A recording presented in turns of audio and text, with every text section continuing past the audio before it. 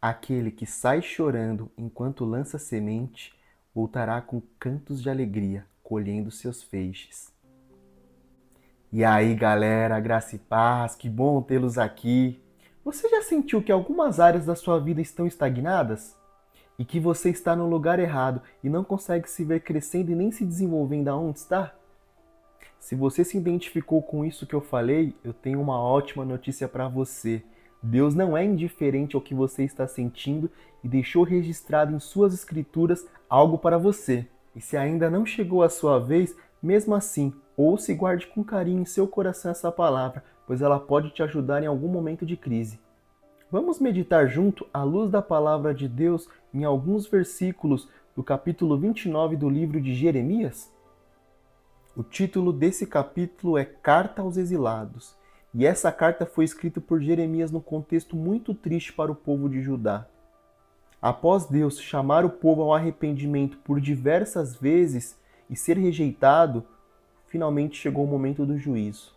O Império Babilônico, liderado pelo rei Nabucodonosor, subjuga o reino de Judá e os deporta para suas terras. E assim, os líderes, os sacerdotes e o povo que viviam em uma terra que era fruto de uma promessa aos seus ancestrais, agora se veem exilados, tendo que viver em uma terra estrangeira por desobediência e dureza de coração.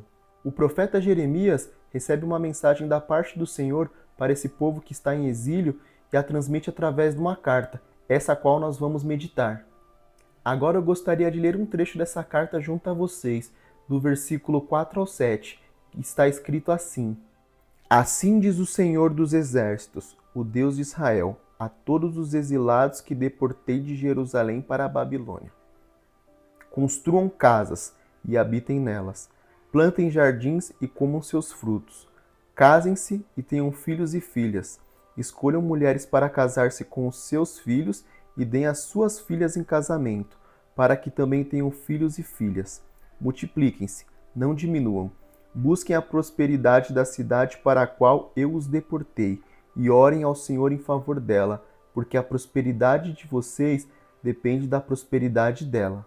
Deus, através do profeta, traz essa mensagem, pois ele sabia o sentimento de derrota e tristeza que o povo estava sentindo naquele momento. Inclusive, foi escrito até mesmo um salmo, o 137, chamado de Canção dos Exilados, que eu recomendo fortemente que vocês leiam após o término desse vídeo. Embora eles estivessem colhendo nada mais nada menos daquilo que eles haviam plantado, através da desobediência e dureza de coração, Deus os exorta a continuar, não desanimar e continuar produzindo, mesmo que numa terra estrangeira. Deus os adverte que eles continuem a viver a sua vida, construindo, se casando e vivendo normalmente naquela terra. E Deus ainda vai além. Ele pede para que eles sejam excelentes naquilo que eles estão fazendo e que eles orem pela prosperidade do local onde eles estão, pois a prosperidade deles depende da prosperidade da cidade. Quando nós sentimos que nós estamos no lugar errado, é natural a gente ter receio de investir nesse lugar. E também a questão da motivação fica muito difícil, e Deus sabia de tudo isso. E por isso ele os adverte, e isso fica uma lição para nós. Às vezes, bênçãos são bloqueadas em nossas vidas porque nós estamos no contexto que não nos agrada e a gente começa a relaxar, a gente começa a deixar de ser excelente naquilo que a gente está fazendo.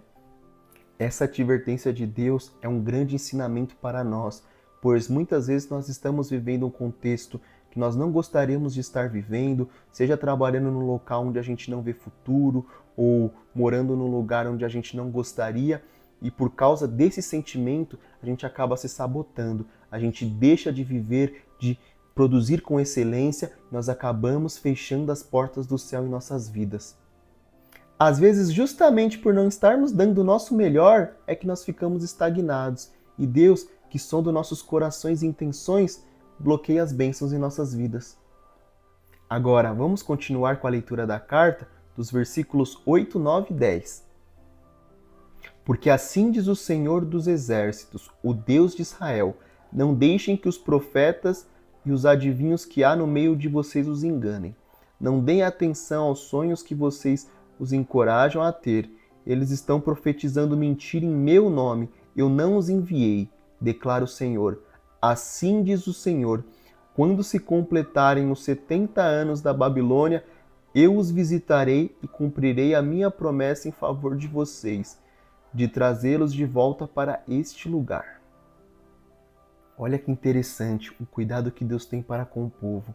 Deus já havia, através da boca do profeta, dito que eles teriam que passar um tempo no exílio. Mas é claro que quando você está perplexo, você está desesperado com a situação, você vai clamar por cura, por libertação, e é o que aquele povo fez. E Deus já os responde, que eles teriam que passar o tempo de 70 anos lá naquela terra estrangeira, e que sim, se levantariam pessoas que se aproveitariam da fraqueza deles e do desespero deles, falsos profetas e adivinhos, que profetizariam aquilo que eles queriam ouvir. E isso acontece até mesmo conosco. Nós temos mania de querer ouvir aquilo que afaga o nosso ego, aquilo que traz o refrigério, mas a palavra de Deus ela também é confronto. E eles tiveram que passar o tempo que Deus havia dito. Às vezes Deus permitirá tempos em nossas vidas que nós não vamos entender e a gente não precisa. Nesses momentos o que a gente precisa é obedecer e confiar. Obedecer não é concordar ou gostar, obedecer é reconhecer a autoridade. O conteúdo dessa carta está um pouco pesado, né? Mas pera que ainda não acabou. Vamos meditar em mais alguns versículos porque ainda tem promessa de Deus aqui, viu? Agora a gente vai ler dos versículos 11 ao 14. Porque sou eu que conheço os planos que tenho para vocês, declara o Senhor. Planos de fazê-los prosperar, não de causar dano. Planos de dar a vocês esperança e um futuro. Então vocês clamarão a mim, virão orar a mim e eu os ouvirei. Vocês me procurarão e me acharão, quando me procurarem de todo o coração. Eu me deixarei ser encontrado por vocês. Glória a Deus, declara o Senhor. E eu os trarei de volta do cativeiro. Eu os reunirei de todas as nações e de todos os lugares para onde os dispersei, e os trarei de volta para o lugar de onde os deportei, declara o Senhor. Esse trecho é lindo demais. Aqui tem o ressurgimento da esperança. Tudo que eles estão passando, todo esse cenário de tristeza e de derrota, haverá um tempo para acabar. E Deus promete que os levará de volta para a sua terra e os juntará novamente. Mas esse trecho não anula tudo o que Deus disse anteriormente na carta. Deus havia prometido sim a libertação de seu povo, mas deixou uma lição de casa para eles, que eles continuassem vivendo de maneira excelente, trabalhando, construindo e continuando o seu legado. Mesmo quando nós não entendemos e nem concordamos com o que está acontecendo em nossas vidas, nós não podemos parar, cruzar os braços em meio a situações adversas. Viver pela fé é viver guiado pela palavra, não esperar sentado. É fazer o melhor que eu tenho, colocando Deus no centro da minha vida, nas condições que eu tenho, até que Deus me dê condições de fazer melhor ainda. Talvez você esteja vivendo um cenário que você não gostaria, e isso tem te causado desânimo, mas Deus hoje te convida a confiar e seguir em frente. Deus hoje te adverte a continuar a fazer o seu bom trabalho com excelência, e se você não estiver fazendo, a voltar e buscar nele direção e disposição para enfrentar essa realidade do dia de hoje, mesmo que não seja a que você tem idealizado. Então não pare, não se renda, não murmure, entregue tudo nas mãos do Senhor com fé, pois aqueles que confiam no Senhor renovarão as suas forças. Amém? E agora eu gostaria de orar por você que assistiu esse vídeo. Papai querido, Todo-Poderoso, nós te agradecemos por mais esse momento contigo, de aprendizado, de contato com as tuas escrituras. Senhor, nós te agradecemos, pois as tuas palavras, Senhor, elas nos norteiam, elas são a lâmpada para os nossos pés e luz para os nossos caminhos. Nós te agradecemos, Senhor, pelo carinho de ter deixado documentada essas escrituras, Senhor, que nos mostram como nós devemos prosseguir, que o Senhor firme um caráter nós, maduro, cristãos, homens de Deus, mulheres de Deus que são maduros, que buscam viver em excelência, mesmo as controvérsias da vida, Senhor. Nós queremos, Pai amado, te agradar e sermos, Pai amado, pessoas que alcançam o seu favor, Senhor. Pai amado, limpa de nós nosso senso de justiça, Senhor. Perdoa-nos, Pai amado, pela dureza de coração. Muitos lugares onde o Senhor nos colocou tem tido nosso sim, Senhor. Mas, Senhor, que nós possamos entender o que o Senhor espera de nós e produzirmos, Senhor, e sermos agentes de excelência, agentes de transformação em todos os lugares, ainda que transitórios em nossas vidas, Pai amado. Agradecemos por tudo e entregamos a nossa vida no Teu altar, pois o Senhor é bom em todo o tempo.